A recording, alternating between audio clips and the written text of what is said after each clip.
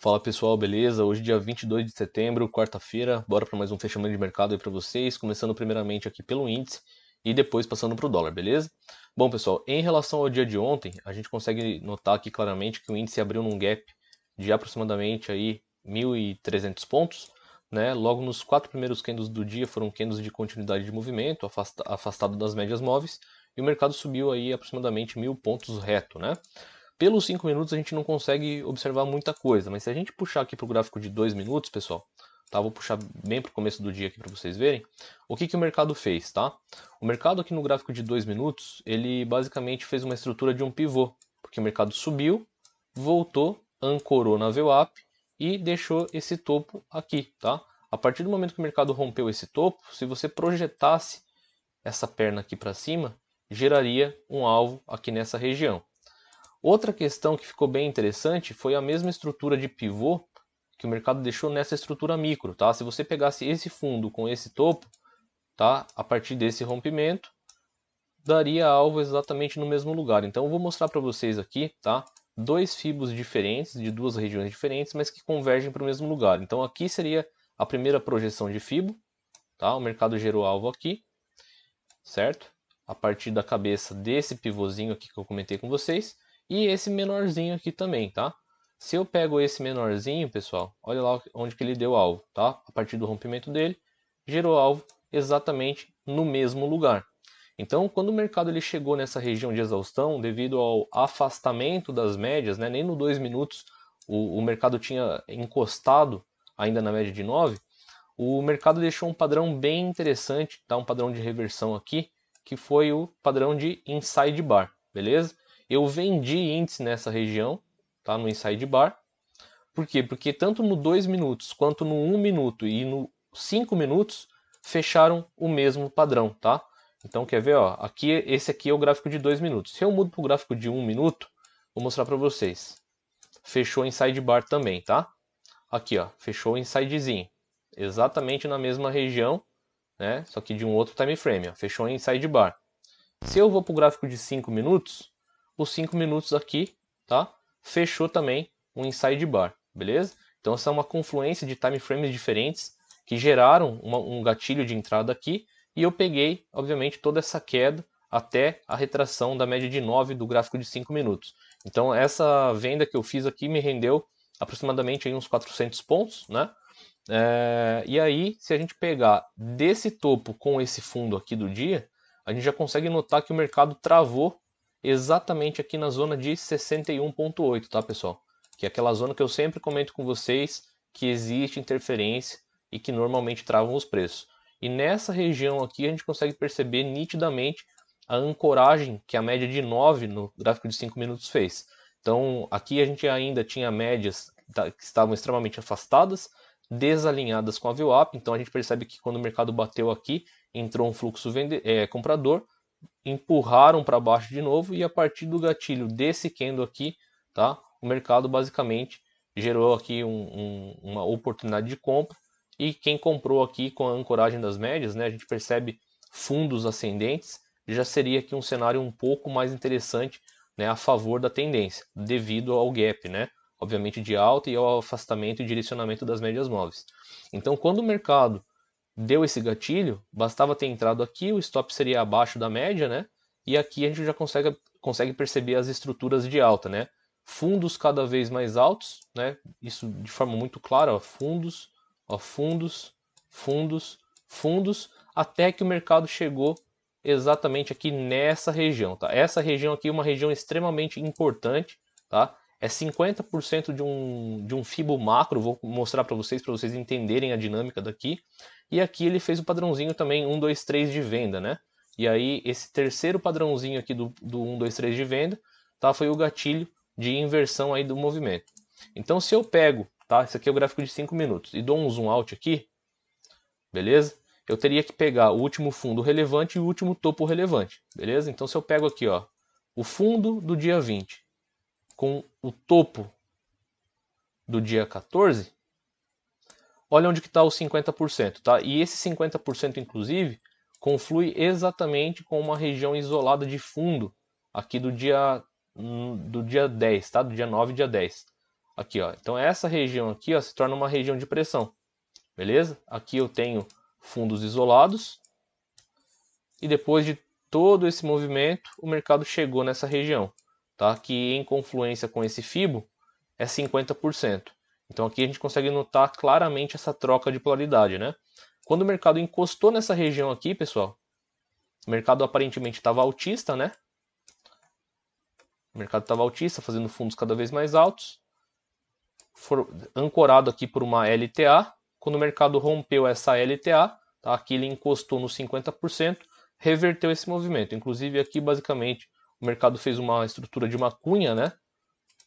Movimentos afunilados de forma ascendente nesse caso, uma cunha ascendente, reversão para baixo. E aí o mercado furou as médias móveis, trabalhou aqui com essa ancoragem dessa região de suporte, né? A gente consegue notar aqui claramente essa região. Inclusive, se eu pego aqui um Fibonacci entre essa máxima do dia, prévia, né?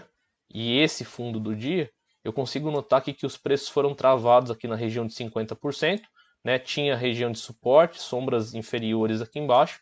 Então o mercado teve uma certa dificuldade de ultrapassar essa região. A gente consegue notar aqui de forma bastante nítida, né? Essas interferências geradas aqui, ó, uma região de suporte bem definido. E a partir do momento que o mercado trabalhou nessa microcongestão, passou para cima da média, deixou um doji e logo na sequência fez esse candle de ignição, né? Esse candle de ignição basicamente foi uma barra ignorada, né, se a gente considerar o doji anterior, acima da VWAP e acima das médias móveis. Então aqui também foi um gatilho de compra, tá? E a partir daqui o mercado realmente desenvolveu um belo movimento de alta. O que a gente tem pela frente? A gente tem pela frente basicamente um movimento que se deu, né, por essa alta, por uma correção um pouco mais acentuada e pelo rompimento desse topo anterior. Então, quando a gente tem esse cenário, obviamente a gente tem um pivô de alta. E quem trabalha com pivô de alta já sabe, né? A partir do rompimento da cabeça do pivô, você pega os níveis de FIBO e joga na cabeça do FIBO. E aí, se a gente joga, né, aqui o nível de FIBO na cabeça do rompimento do pivô, olha lá onde que o mercado gerou alvo, tá? Deixa eu ajustar aqui para vocês verem. Então, o mercado gerou alvo exatamente, tá? Exatamente na máxima do dia, beleza? Então, dentro disso, quem comprou aqui essa região, né, mesmo na inversão das médias móveis, se segurou de forma técnica, o mercado trabalhou, inclusive no meio do movimento, o mercado fez uma estrutura aqui bem interessante de bandeira, né? Se a gente trabalhar aqui com as extremidades, quer ver? Ó, deixa eu pegar aqui para vocês verem. Coloquei aqui uma grossura 2. Olha lá a estrutura que o mercado fez. O mercado fez essa angulação. Aqui ele trocou muita polaridade na cabeça do pivô. Olha aqui, ó. Beleza? A gente consegue notar de forma muito nítida, muito clara, essa interferência. Aqui era resistência, aqui virou suporte, aqui virou suporte, aqui virou suporte. Tá? E tudo isso depois que o mercado rompeu aquele 50% macro, né, que eu comentei com vocês. Então o mercado rompeu o 50% macro, era resistência, virou suporte e foi defendido 3 vezes. E a partir daqui o mercado foi lá e cravou o alvo desse pivô intraday, né, que basicamente seria esse movimento de alta, essa correção, perna 2 e aqui a perna 3 de expansão, cravando o alvo. Quando o mercado cravou o alvo aqui, pessoal, a gente consegue perceber também que ele deixou para nós aqui um padrão de reversão, que eu gosto muito, eu sempre comento com vocês, que é um 1, 2, 3 de venda, né? Aqui a gente consegue perceber a angulação, né, dessa figura gráfica. 1, 2, 3 de venda. Esse candlezinho de venda, fechando abaixo da mínima do anterior, gerou um gatilho de venda, né? Então aqui a gente consegue perceber que o mercado até tentou empurrar para cima novamente. Por quê? Porque o mercado estava de certa forma altista. Se a gente pega essa mínima, né, prévia do dia, com esse fundo do dia, a gente percebe que o mercado estava trabalhando numa LTA, certo? E se eu pego essa LTA e expando ela, o mercado estava trabalhando num canal de alta, certo? Onde esse canal de alta foi respeitado tanto na parte inferior quanto na parte superior, né? Vamos pegar aqui, ó, colocar uma grossura 2 também para vocês verem. Olha lá, então aqui a gente tinha uma tendência até então, né, de alta, ó, fundos maiores. Vamos pegar aqui, ó, topos cada vez maiores também, certo? Então nitidamente em tendência de alta, as médias móveis acompanhando acima da VWAP. Só que quando o mercado chegou nessa região, a gente percebe que houve uma quebra dessa angulação, dessa outra LTA que foi rompida, né? mercado estava trabalhando aqui, então ele fez uma angulação na troca de polaridade, nessa região aqui. Vamos pegar aqui, ó, essa região.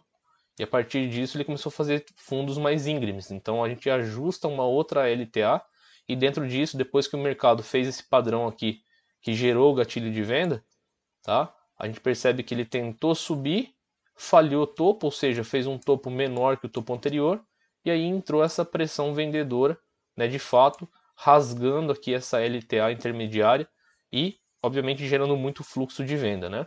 Se eu pego e trabalho com o Fibo intraday, né, entre a mínima e máxima prévia do dia, a gente consegue notar que o mercado travou aonde, pessoal? Travou mais uma vez no 61%, tá, de todo o movimento de alta que o mercado tinha feito. Beleza? Olha lá, o mercado travou no 61, chegou nessa região de trava, o mercado já jogou para cima novamente. Beleza? Quando o mercado chegou aqui nessa região em cima, como era os últimos topos isolados, o mercado segurou em cima também, fez um preço de fechamento de reversão, que é um padrão de reversão aí bem interessante, né, que eu gosto bastante também, sempre comento com vocês, gerou gatilho de venda, caiu, pivotou na inversão das médias e deu continuidade no movimento, e aí obviamente o pregão fechou. O que a gente tem de expectativa aí para, de repente, para amanhã, né? Se eu considerar apenas o intraday, o mercado travou no 61. Só que o que eu tenho que levar em consideração, pessoal? Eu tenho que levar em consideração que o mercado ele veio de um gap de alta. Logo, se eu considero o gap como referência, tá? O mercado gera muito espaço ainda para correção. Por quê? Porque se a gente pega o gap como referência, essa queda abrupta que teve no intraday ancorou apenas no 38%, né? Então ele ainda tem espaço para cair aqui no 50 e no 61, né? Que o 61 inclusive acaba sendo uma zona bem interessante, por quê? Porque seria uma região basicamente de troca de polaridade. Eu tenho esses fundos anteriores, essa região de 61. Então se o mercado cai aqui, né, ele gera uma estrutura de um pivô de baixa no intraday, jogando os preços para essa região, e aqui tá, é uma região bem importante, bem interessante para a gente buscar como confluência, se caso houver aqui o rompimento desse fundo, beleza? Então essa é a minha expectativa.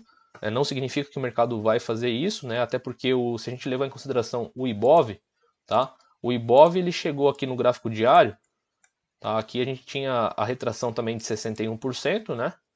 Ele chegou no 61%, fez o repique e hoje, tá? Ele ancorou na média de 9 e já sentiu essa região de pressão anterior, tá? Essa região anterior também é uma região de troca de polaridade. Aqui tinha uma pressão compradora, depois que essa região compradora foi rompida, agora se torna uma região de pressão vendedora, certo? Então tem que tomar cuidado, porque se amanhã realmente o mercado puxar para baixo, aqueles níveis de FIBO ali que eu comentei são níveis interessantes para que a gente possa buscar. Agora, se o mercado romper aqui essa 9 para cima, aí provavelmente ele vem buscar essa 20 aqui no gráfico diário do Ibov, beleza? Puxando aqui pro dólar, pessoal, o dólar basicamente hoje ele gerou um movimento de retorno, né, em relação a toda essa queda que ele fez. Se a gente pegar aqui logo os primeiros movimentos do dólar, o que o dólar marcou aqui para nós? Ele marcou um pivô de alta, certo? Aqui também, onde se a gente trabalhasse com essa projeção, por mais que as médias estivessem invertidas, né, desalinhadas com a VWAP, o que a gente teria? A gente pegaria esse fundo, esse topo e projetaria uma vez, duas vezes, três vezes para cima. Então o mercado chegou ali numa região de exaustão, né? Região de topos também, travou aqui, certo? E aí, a partir desse momento, o mercado iniciou um processo corretivo. Então essa região aqui de resistência basicamente estava bem defendida, né? O mercado começou a montar estruturas de queda, entretanto, esses movimentos foram movimentos bem erráticos. O dólar, ultimamente, ele tá trabalhando com um cenário onde os movimentos não estão tão limpos, né? Algumas semanas atrás ele estava andando bem, mas, como eu sempre comento com vocês, quando a gente encontra desalinhamento de médias móveis com a VWAP e as médias estão flat, cara, sai da frente do dólar porque você vai tomar pau. Tá? A chance de você perder dinheiro é muito grande. Logo, não tem o que você fazer, as médias estão desalinhadas, os movimentos se tornam erráticos. Né? O mercado dá porrada para cima, você compra, ele cai, ele dá porrada para baixo, você vende, ele sobe.